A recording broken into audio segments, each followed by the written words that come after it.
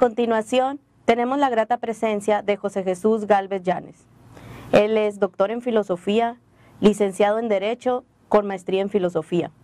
Es especialista en valores y en humanismo y tiene estudios sobre historia de México. Muchas gracias por su presencia. Nada. ¿Qué factores o elementos constituyen el estilo de vida y cultura de un mexicano? Bueno, hablar de factores o elementos que constituyen el estilo de vida de un pueblo es muy complejo, ya que un estilo de vida se forma por muchos elementos, entre ellos la forma de ser, la historia, las tradiciones, las conductas, las participaciones de otros pueblos, naciones o países, el modo de ser de uno, la vida familiar, el pasado histórico, etcétera. Y hablando de cultura de un mexicano, pues tienes que hablar a fuerza de todas las influencias que a través de la historia, desde la formación del mexicano, de la época de los aztecas y de los españoles, influyeron de alguna manera en la forma de ser, de actuar y de obrar del mexicano. Cada país, cada persona tiene su estilo propio de vida, es decir, una forma especial de ver las cosas, de ver el mundo, de ver a otras personas, de ver la moral, el derecho, las costumbres, la religión, etcétera. Entonces, creo que el estilo de vida y cultura de un mexicano depende mucho de su historia, depende mucho de sus tradiciones, de la vida vivida, de los grandes héroes, héroes de la patria, niños héroes, algunos personajes de novelas, de historias, de tragedias, en fin, todo lo que de alguna manera influye en el estilo. Y también, por supuesto, vienen muchos elementos biológicos. Si la genética también es parte del estilo de vida de una cultura. Y pues hablando del mexicano y su cultura, que es la manifestación del espíritu, obviamente también viene algo también de somático, de genético, pero no únicamente eso es lo genético, lo somático lo que forma el estilo, sino que todos los elementos o factores que acabo de mencionar. ¿Cuáles son las características del indígena mesoamericano que predominan aún en el mexicano? Bien, en primer lugar, a esta pregunta, hay que entender lo que es Mesoamérica. Mesoamérica significa América del Centro. Geográficamente, América Central actual no es Mesoamérica, es un punto de referencia nada más porque está más o menos en medio de América del Norte y de América del Sur. Mesoamérica, o la parte geográfica central de todo el continente americano, se refiere a todo el Valle de México, desde el sur de Sinaloa, San Luis Potosí, parte del Golfo de México, hasta llegar hasta Oaxaca, Chiapas, todo el Pacífico y hasta la frontera con Guatemala. Entonces, ahí en Mesoamérica se desarrollaron las grandes culturas que de alguna manera influyeron mucho en la vida, en la forma de ser actual del mexicano. ¿Cuáles son las características que aún todavía predominan en el mexicano? Su religiosidad. Las culturas mesoamericanas en general eran muy creyentes, eran muy religiosos.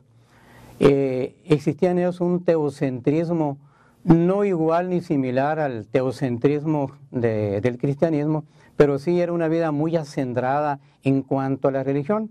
Es decir, su vida estaba centrada fundamentalmente en la religión. Hay que tomar en cuenta que era una religión politeísta, que creían en muchos dioses, a todos los fenómenos físicos le tenían un dios determinado, por ejemplo, Tlaloc, el dios de la lluvia, Huitzilopochtli, el dios de la guerra, y todas las normas fundamentales de la religión la tenemos en el pueblo mexicano. Es decir, el pueblo mexicano es muy religioso. Aparte de eso, en las culturas mesoamericanas, sobre todo la azteca, la tolteca, tenían en muy buen recaudo el matrimonio, la familia, la moral. Regularmente nosotros entendemos y creemos o nos hacen creer que Mesoamérica era un lugar donde había puro salvajismo, asesinatos, rituales, una vida muy difícil, muy llena de tribulaciones, donde nadie podía hacer nada fuera de lo que marcara el monarca. pero real y efectivamente, de acuerdo a su cosmovisión, sí había había mucho de esto. También los valores en cuanto a la amistad, los valores en cuanto a la diversión, en cuanto al trato con los demás. Tenían muchas fiestas también los mesoamericanos. Y eso, las fiestas que eran, digamos, regidas o autorizadas por la autoridad, se conservan todavía mucho en el mesoamericano. Somos un pueblo fiestero. Si lee uno los calendarios de aquí de nuestra cultura, veremos que realmente y efectivamente, prácticamente cada día del año es día para alguien, ¿no? Para personas, personajes, día del cartero, de la novia, del padre, de la madre, del abuelo, de la secretaria, del militar, de todo tenemos. Y es una herencia que tenemos de alguna manera que se conserva. Claro que esto es positivo, es bueno siempre y cuando no se abuse. También, entre otras cosas de la cultura que tenemos nosotros, son las artes. Somos un país muy artista, nos gusta mucho el arte, nos gusta mucho las mismas tribus todavía y en el mestizaje. Existen todavía muchas artes, son preciosas. La creatividad del mesoamericano, sobre todo en las culturas más avanzadas, se conserva todavía en el mexicano. Tenemos afán creativo para muchas cosas, inclusive para salir de problemas o para evadir algunos problemas y algunas responsabilidades. Todo eso forma parte de la cultura del indígena mesoamericano. El amor a la patria, el amor a la nación, el amor de alguna manera al terruño, a la parte donde han vivido, eso también se tiene igual que en otras naciones. Esos son los factores que deberíamos tener en cuenta, o mejor dicho, que aún predominan en el mexicano y van a predominar aunque avance mucho la tecnología, aunque venga toda la influencia que tenemos en Norteamérica, que nos ha ido quitando poco a poco todas esas tradiciones, esas culturas que nos han ido quitando. Otra muy importante es el culto a los muertos. El culto a los muertos es un elemento fundamental en todas las culturas. Siempre se ha creído de alguna manera que existe un más allá.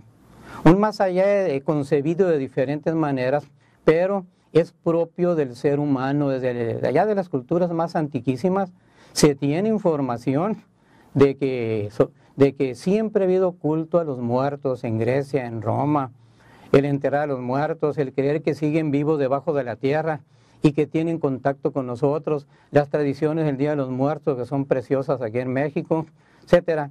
Son muchas de las características de los indígenas mesoamericanos que se conservan todavía en el pueblo mexicano. Y qué bueno que se sigan conservando. ¿Qué similitudes existen entre el perfil axiológico del español y del indígena? Hablar del perfil axiológico de un pueblo, el que sea, en este caso del español y del indígena, es muy difícil. Hay muchas cosas que realmente nosotros no conocemos en la vida interior de cada persona, porque obviamente los valores son arraigados en cada persona, pero también hay ciertos valores que se arraigan en una colectividad. Vamos a tratar pues de explicar en lo posible el perfil axiológico del español y del indígena, es decir, cuáles son sus similitudes. Evidentemente uno de los aspectos más importantes en cuanto a los valores, que son las apreciaciones que nosotros damos de las cosas que nosotros tomamos en cuenta para nuestro vivir y actuar y obrar, en las cosas, en las actuaciones, en el obrar, en el vivir de un pueblo, de una persona. Es evidente pues que existen ciertas similitudes entre el indígena y el español, porque queramos o no queramos, nos guste o no nos guste, para bien, en muchas ocasiones, quizá para mal en otras, somos producto de esa mezcla, ese mestizaje entre un montón de pueblos indígenas, fundamentalmente el mexica o azteca, y el español. Los valores fundamentales que creo y he leído y he visto y he comprobado a través de algunos autores son en primer lugar los valores religiosos. Los indígenas de Mesoamérica eran eminentemente religiosos. Tenían mucha vida religiosa, una vida teocéntrica, digo, quizá con equivocaciones en cuanto al sentido de la religión, en cuanto, digamos, a la concepción de Dios, en cuanto a la concepción del mundo creado, etcétera, pero eran eminentemente religiosos y muy, pero muy celosos de sus fiestas religiosas, de sus tradiciones religiosas, de sus fiestas religiosas, de los rituales religiosos en público, en privado, en su casa, en sus familias, etcétera. Los españoles, evidentemente también. El pueblo español fue eminentemente religioso, eminentemente católico, eminentemente cristiano, defensor de esa religión de la paz y del amor que predicó Jesucristo. La defendieron, la expandieron, la trajeron para acá, buscaron la manera a través de las órdenes religiosas de quitar a los indios, a los indígenas y a los mestizos algunas costumbres que eran horrendas, entre ellas sacrificios humanos, esclavismo, etcétera, etcétera, con todos los errores, con todas las imperfecciones, obviamente, de los españoles, sobre todo, tomando en cuenta la lejanía, el problema del lenguaje, de lejanías, que los mismos emperadores españoles, pues obviamente pretendían una cosa y establecían normas, pero obviamente pues algunos cumplían, otros no. Otro de los valores muy importantes entre los indígenas y los españoles es sin duda la familia. Tenían y tienen y tenemos todavía, qué bueno, a pesar de todo, una gran apreciación por los valores familiares, por la convivencia familiar, por la formación, digamos, humana, una formación en valores en nuestros hijos. Ellos también los tenían a su manera, con diferentes normas, respetaban mucho sus tradiciones, inculcaban mucho la disciplina, tanto los aztecas como los españoles. Y la palabra empeñada del español era algo muy interesante, muy importante y se cumplía en gran parte. Igualmente también entre los indígenas. Otra de las cosas también, los valores, digamos, de amistad, de convivencia, los valores de fiesta, de diversión, que también el afán lúdico o de juego forman parte de cualquier cultura. Y la cultura nuestra no puede dejar de tener los elementos fundamentales de todas otras, a su manera, a su estilo, pero en esencia todos los seres humanos somos iguales. Los accidentes, la historia, los sufrimientos, las vivencias, las tradiciones, etcétera, podrán variar, pero efectivamente los perfiles axiológicos sí varían porque dependiendo de la cultura, la tradición, del conocimiento, de la cuestión psicológica, varían mucho las concepciones que se tengan y que se tienen sobre todos estos puntos de vista del mundo, de Dios, de la religión, de los humanos, de la voluntad, de la familia, del matrimonio, que entre paréntesis, también los españoles y los indígenas tenían muy, pero muy buen recaudo del matrimonio. Otra de las cosas que tiene mucho también entre los valores del español y del indígena es precisamente la aventura. Nos gusta mucho la aventura, nos gusta mucho irnos de paseo, de llevar los elementos mínimos nada más para vivir en algún lugar y a ver allá como Dios nos mande ahí a ver cómo salimos del negocio. Los españoles eminentemente aventureros, guerreros también. Los españoles eran guerreros muy fuertes y eran guerreros y muy defensores de su religión. Los aztecas y las principales culturas mesoamericanas también eran grandes guerreros. Desde su punto de vista, ¿cuáles son las mejores aportaciones del español a la cultura mexicana? Vamos a tratar de responder a esta pregunta en cuanto a las aportaciones del español a la cultura mexicana. Evidentemente se ha tergiversado mucho esto, porque en México desgraciadamente hay personas que dicen que lo español fue todo negativo, que puras cosas negativas nos trajeron, y que los indígenas les quitaron su vida, su territorio, su cosmovisión, etcétera, etcétera, y que no hay nada positivo del español al mexicano.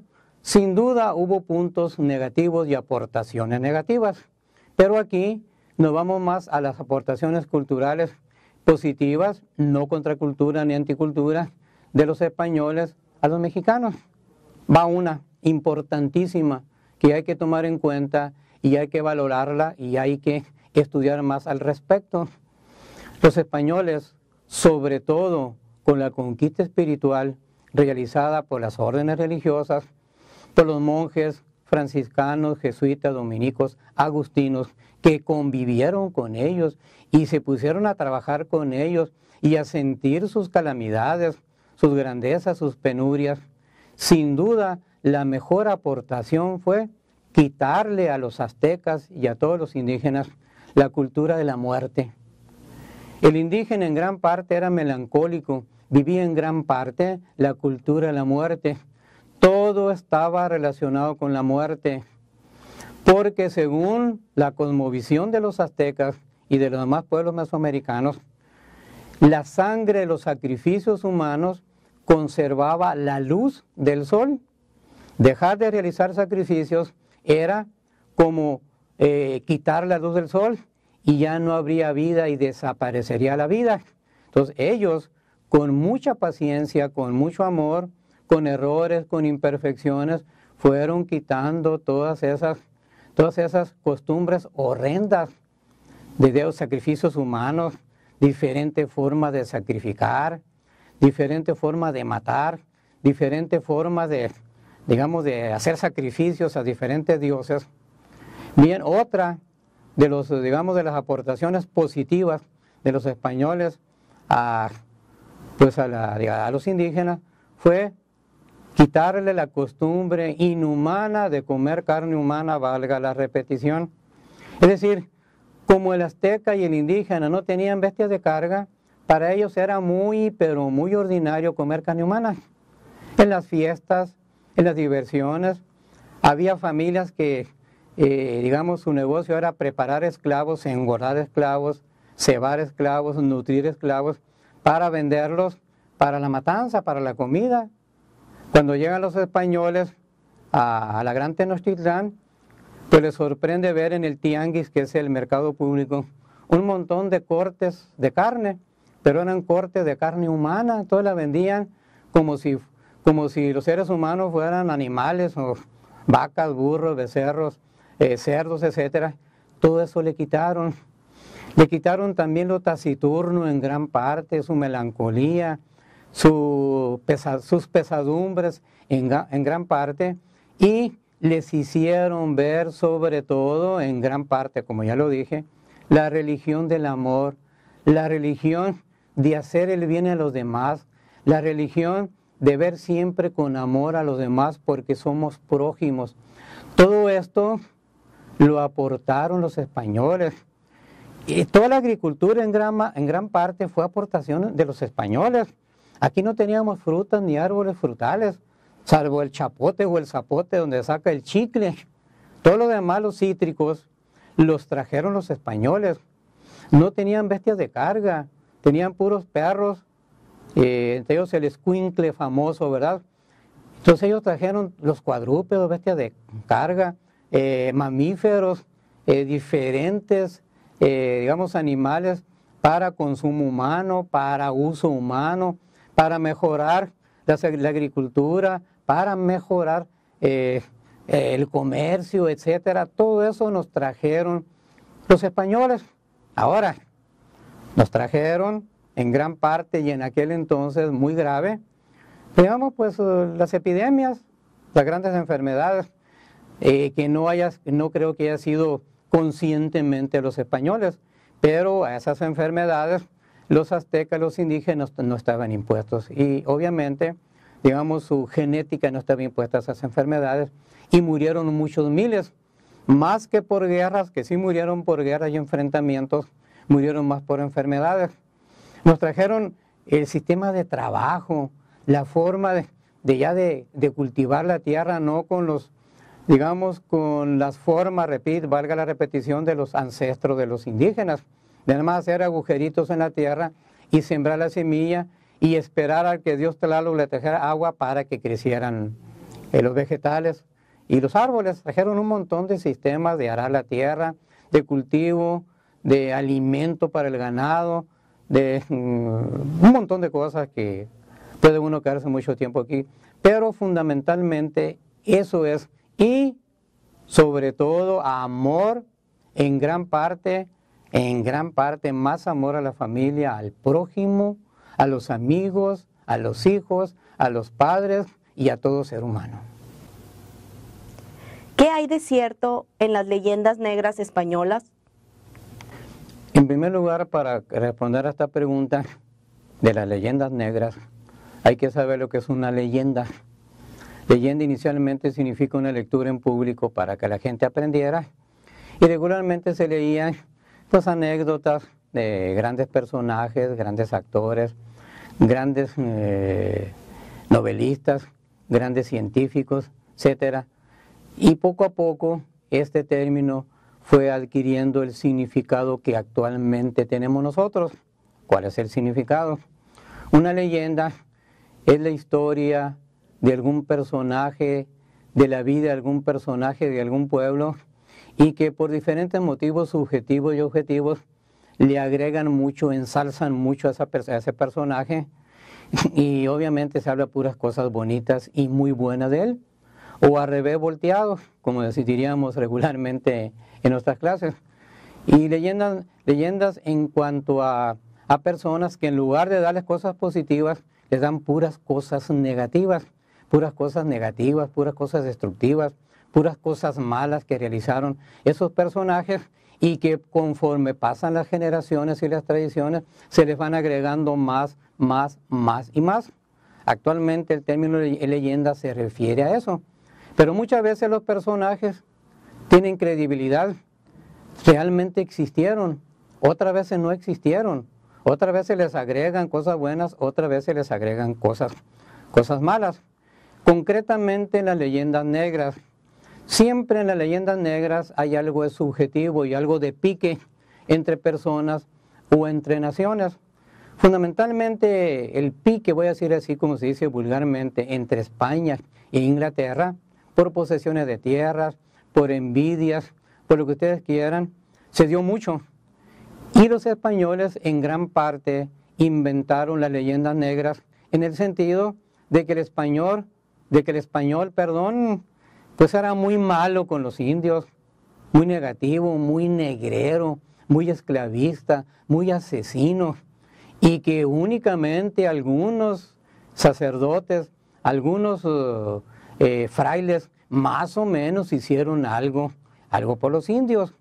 Estas famosas leyendas negras ponen en muy mal puesto a los españoles, como si fueran, digamos, demonios, como si fueran monstruos destructores de personas, deformadores de personas.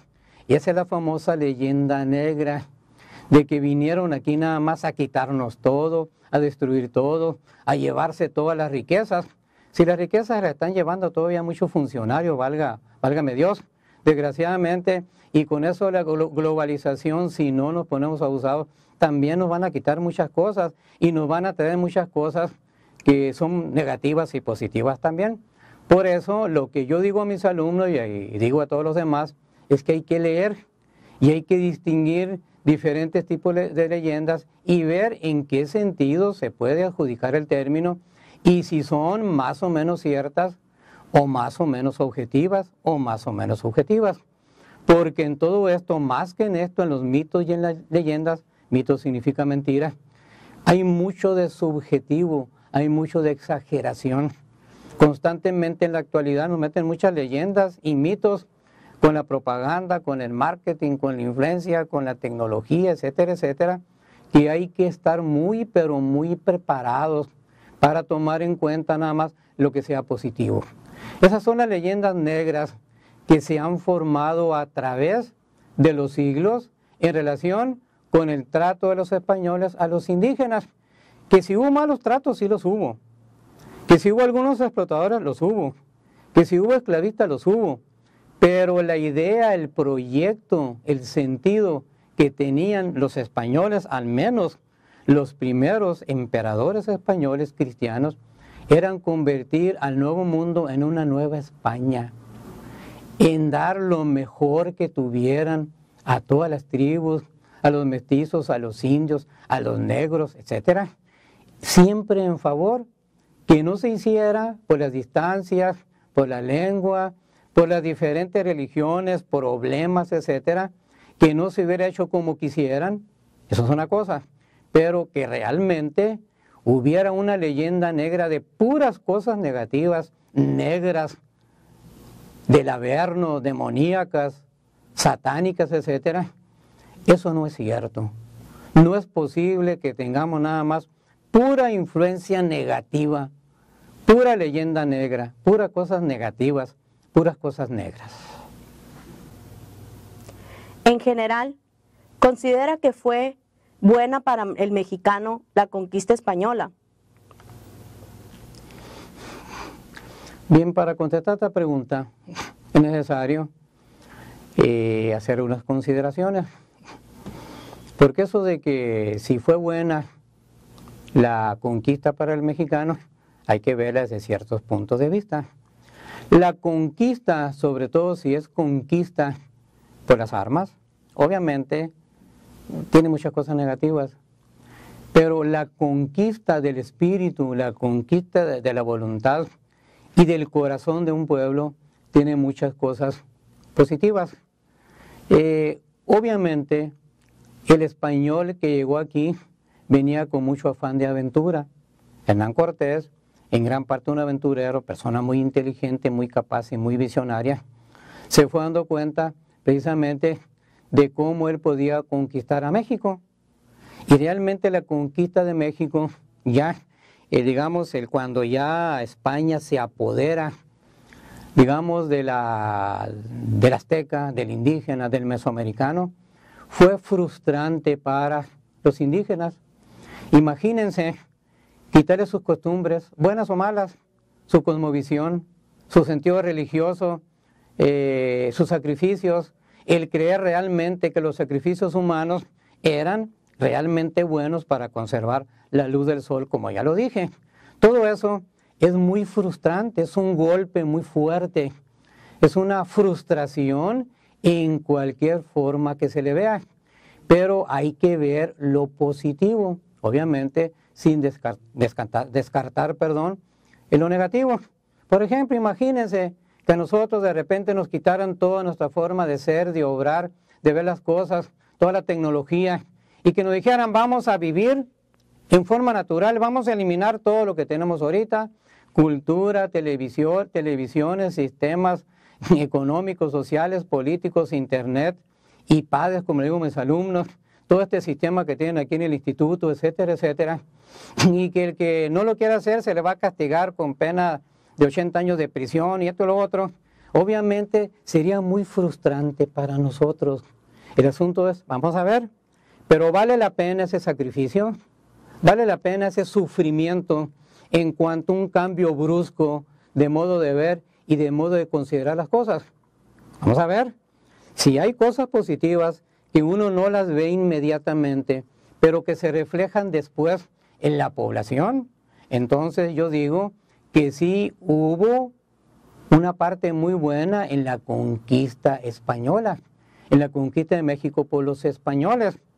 Todo lo que ya dije en otras preguntas anteriores en relación con traer la disciplina, eliminar los sacrificios, eliminar las guerras para tomar esclavos para el sacrificio, el eliminar el aspecto melancólico, el eliminar el odio entre los pueblos, sobre todo traer la religión católica cristiana de amor, de benevolencia, de paz, de cordura, etcétera, etcétera. Todo eso es muy positivo.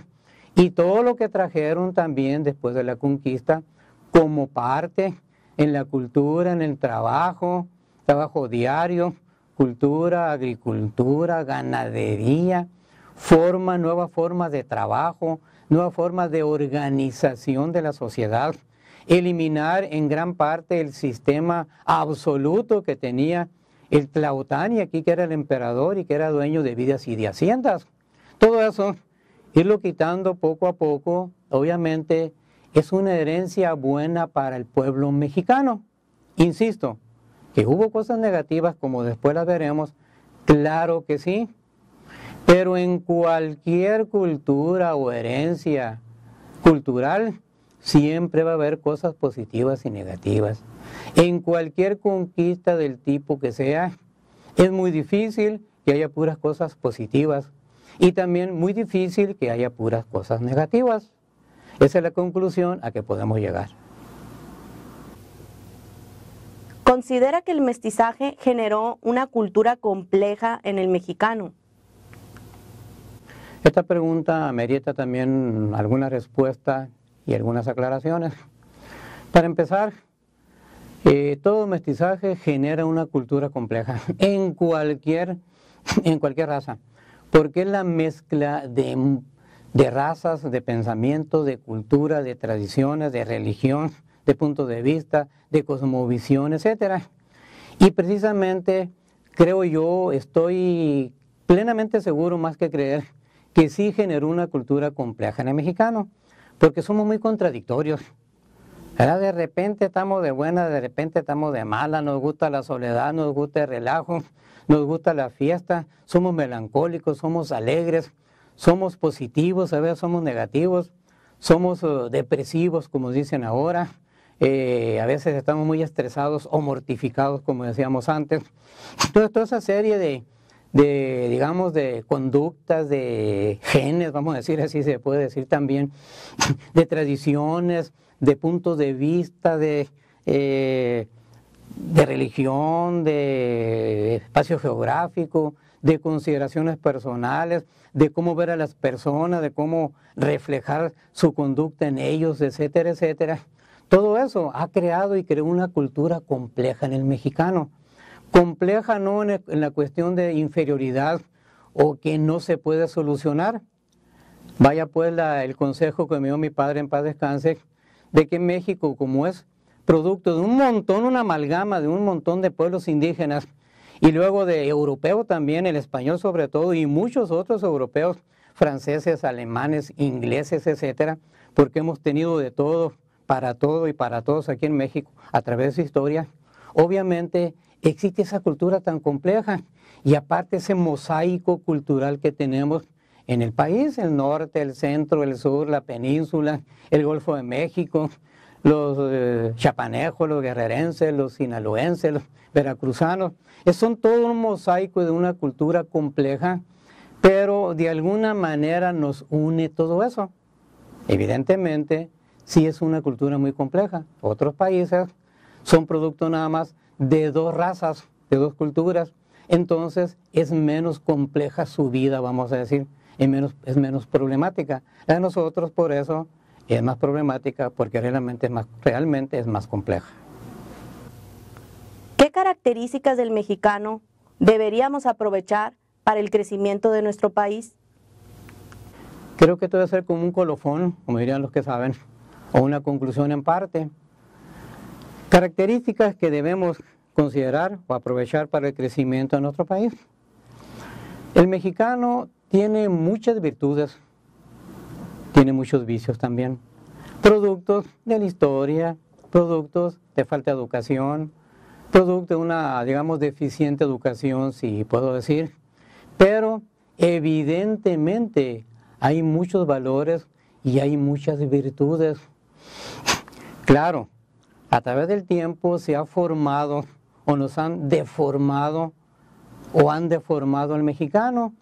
Y recuerden ustedes que se ve al mexicano a nivel internacional como un señor tirado ahí en un nopal agachado, que le vale un comino el mundo y que no le gusta trabajar y cosas por el estilo. Algo hay de eso, pero no significa que seamos un pueblo de flojos, de perezosos, de personas que no queremos trabajar, ni mucho menos. Insisto, lo que más deberíamos tomar en cuenta para el crecimiento de nuestro país es retener a los talentos. Hay mucho talento en México. Hay mucho talento hasta para hacer cosas malas. Hay mucho talento para evitar responsabilidades. Somos muy re buenos para eso, para buscar pretextos y para crear cosas que realmente nos crean y para crear todo un sistema de tal manera que digamos que el interlocutor realmente lo crea. Y para eso se necesita creatividad. El mexicano tiene mucha creatividad. Véanlo en las figuras, véanlos en la cultura, en el arte, en las escuelas, en los edificios, etcétera, en la tecnología. Hay muchas cosas que han sido inventadas o descubiertas por mexicanos, pero que no se saben. La televisión a colores la inventó un mexicano y luego la patentetizan los extranjeros.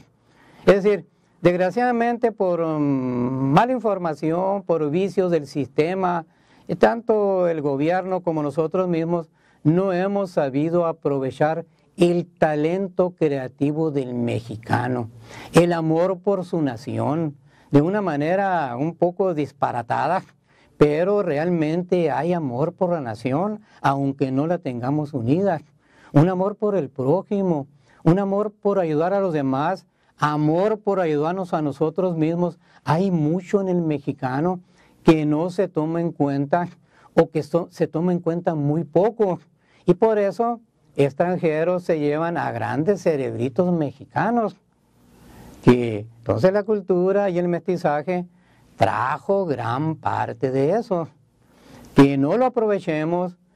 El mexicano cuando emprende algo lo hace, le sigue, le mete ganas, y si ve que las cosas van bien y que obviamente él también recibe un bien, las va a seguir haciendo bien.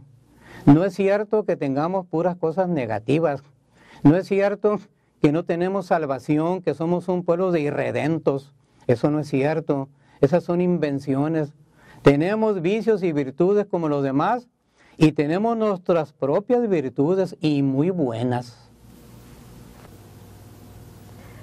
¿Cómo considera que el mexicano es visto por otros países? Desgraciadamente, se ha creado una figura negativa en el extranjero. Siempre se nos ve en gran parte las cosas negativas. Quizá ahora con la globalización mundial se vea también lo positivo. Regularmente hay países que desgraciadamente nos consideran como mentirosos.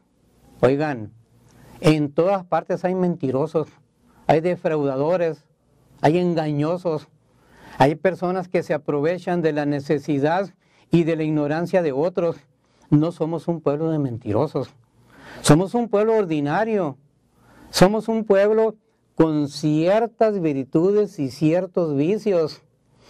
También al mexicano se le considera, y es bueno, se le considera al extranjero como un país que se divierte mucho, como gente que sabe divertir, y qué bueno, nomás que no caigamos en los excesos. Se nos ve también, digamos, lo perezoso, lo flojo, lo que le sacamos el trabajo. Eso no es cierto. Aquí en China, como decimos, y en Rusia, en Estados Unidos, en Europa, hay personas flojas, hay personas que viven de los demás. No echemos y achaquemos al mexicano nada más esas cosas.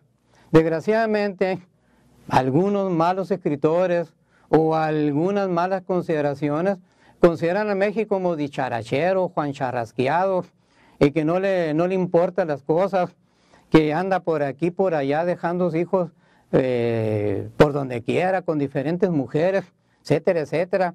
Que el macho mexicano no existe, ya no existe. Si existía antes, era en algunas regiones nada más.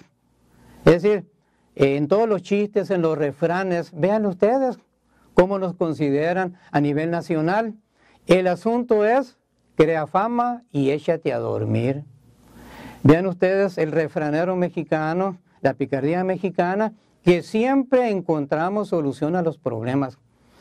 Y si eso lo hacemos por el lado positivo, lo canalizamos por el lado positivo, es magnífico, es de primera, pero siempre tenemos eso negativo. Termino esto con una anécdota, ¿verdad? De Diógenes, que siempre veía a través de una linterna buscando un hombre en el sentido completo de la palabra. Y para no hacer largo el cuento, vino aquí en México, él andaba siempre buscando un hombre. Dice, ¿y qué pasó? ¿Y Diógenes, encontraste un hombre en todo el sentido de la palabra aquí en México? No sé, dijo Diógenes, que vivió hace como 2500 años. Me robaron la lámpara.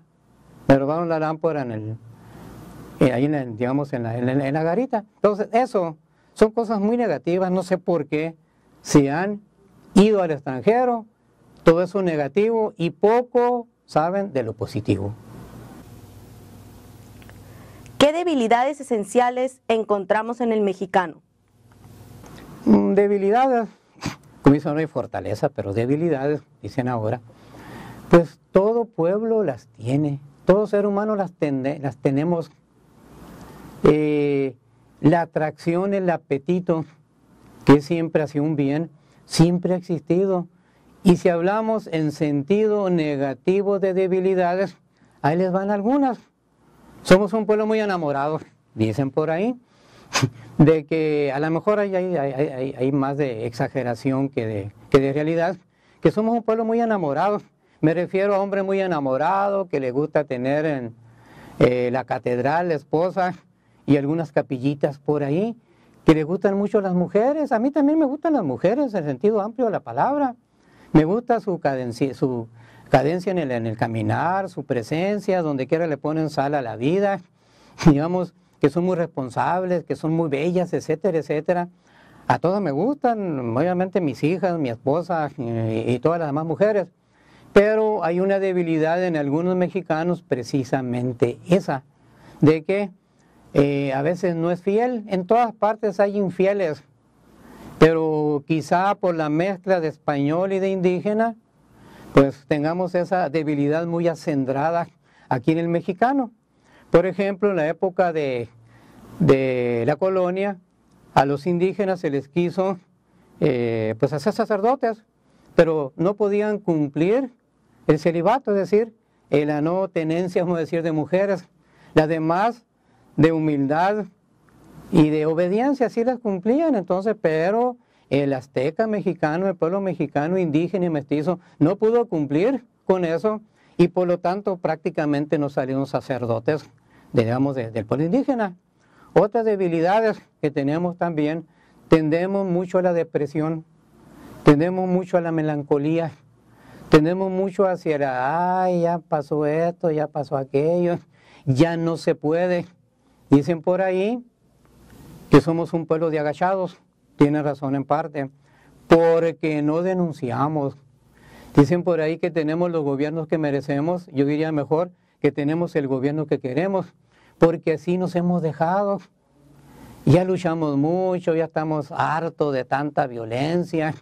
En la historia, diferentes invasiones inglesas, francesas, alemanas, españoles, más guerras, divisiones, guerra civil, guerra de reforma, revolución mexicana, Porfirio Díaz, sindicatos, etcétera, etcétera, etcétera. Todo eso ha hecho que seamos un pueblo muy, pero muy, vamos a decir, agachado. Pero obviamente en el fondo sabemos que todo eso está mal. Entonces, tenemos mucha debilidad también por las cosas extranjeras. Nos encanta lo extranjero. Por algo se acuñó el término malinchista, de la Malinche, pobre Malinche, de que preferimos lo extranjero. La Malinche no prefirió lo extranjero, así le tocó vivir. A ella la regalaron como esclava, digamos, en el botín de Hernán Cortés. Nos encanta lo extranjero. Si copiáramos lo bueno, qué bueno, pero regularmente nos encanta lo que no nos hace bien. Copiemos lo positivo. Hay muchas otras debilidades. Nos encanta el fútbol, los deportes, somos muy impuntuales, pero para cuestiones donde no hay formalidad, al puro sas empezamos. Cuidado que no empiece el fútbol a tiempo porque linchamos al árbitro. Y en cambio, a asuntos de puntualidad mexicana, PM, puntualidad mexicana, me citan a las 10, son las 10:30 apenas, no ha empezado, y llegamos y efectivamente no empieza. Y por eso seguimos con esa impuntualidad. Y también en gran parte no cumplimos con los compromisos, o se nos hace muy fácil por diferentes motivos, cualquier obstáculo, no cumplir con el compromiso. Pero hay muchas otras debilidades que por el tiempo tan corto que tenemos no las podemos decir ni analizar. En su opinión, ¿qué es lo que necesita México del mexicano para convertirse en un país desarrollado? ¿Qué necesita México como país del mexicano para convertirse en un país, digamos, desarrollado, fuerte? Pues para empezar, necesita del mexicano propiamente dicho, pero de un mexicano con ganas de trabajar, de un mexicano con un proyecto educativo nacional que realmente no lo tenemos, ni en las universidades, ni en las primarias, ni en las secundarias, ni en ningún tipo de grado escolar tenemos un proyecto educativo nacional propio de nosotros. Lo hacemos con remiendo de otros países. Lo que a veces fracasó en un país, lo tenemos aquí. Necesitamos crear un mexicano, no enano como dicen algunos libros por ahí, sino un mexicano fuerte, alto, gigante, en formación, en educación, en principios. Necesitamos hacer del mexicano una revolución, pero una revolución sangrienta, de matazones y de cambio de estructuras y todo eso que se menciona por aquí y por allá. Necesitamos hacer un mexicano responsable, trabajador, consciente. Necesitamos realizar una reforma mental en el mexicano, porque si seguimos así, nunca vamos a salir del hoyo, nunca vamos a sacar al buey de la barranca. Necesitamos una educación, pero donde intervengan todos los factores que nos hacen ser mexicanos, no de exportación, no de política, no de discursos, no de lo que ustedes quieran, sino que realmente que llegue al corazón y a la conciencia y a la mente del mexicano. Es decir, ¿de qué me sirve un montón de leyes? Un montón de leyes por aquí, por allá, que laborales, que leyes económicas, que ley para acá, que ley para acá, que esto, que lo otro. Sí, si no tenemos funcionarios que las apliquen bien. Es mejor un país con pocas leyes y con leyes irregulares, un poquito malas, pero con conciencia de hacer las cosas bien. Nos hemos hecho a los vicios del sistema mexicano. No echemos toda la culpa al gobierno, me refiero al sistema de vida de todos nosotros. Y todos tratamos de sobrevivir. ¿Qué es eso, pues? De que viven en el extranjero, de que la mitad de los mexicanos se levanten en la mañana a las 5 o 6 de la mañana para trabajar, emprendedor, luchador, buscar el sustento para la familia, para él mismo, etcétera, y la otra mitad se levante para ver cómo se friega a la otra mitad. Eso es muy negativo. ¿Por qué? Porque nos han hecho así. No es que seamos así, no es que esencialmente seamos así. Necesitamos ganarnos la voluntad del mexicano a través de obras buenas, a través de combatir a la pobreza y muchos vicios, pero realmente combatirla. No nada más meter millones y miles de millones de pesos y nunca desaparece la pobreza y cada vez hay más pobres y más pobreza en cantidad y en calidad.